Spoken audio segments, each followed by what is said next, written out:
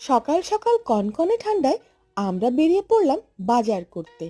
কিনে আনলাম চিকেন, নান, মশলা আর সেই সাথে কিছু প্রয়োজনীয় জিনিস। গেস করুন তো আমরা কি বানাবো? হ্যাঁ, ঠিক ধরেছেন, আমরা করব চিকেন বারবিকিউ। কারণ আগের দিন আপনাদের দেখিয়েছিলাম থ্যাঙ্কসগিভিং এর ভিডিও, যেদিন আমরা আসলে তেমন কিছুই করিনি।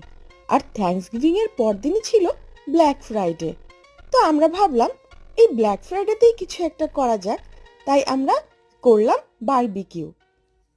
প্রথমেই আমরা করে নিলাম চিকেনের গায়ে হলুদ, থুড়ি থুড়ি গায়ে মশলা।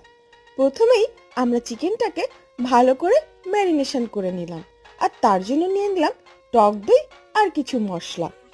এরপরে চিকেনের সাথে ভালো করে মশলাগুলাকে মাখানোর পালা। ওরা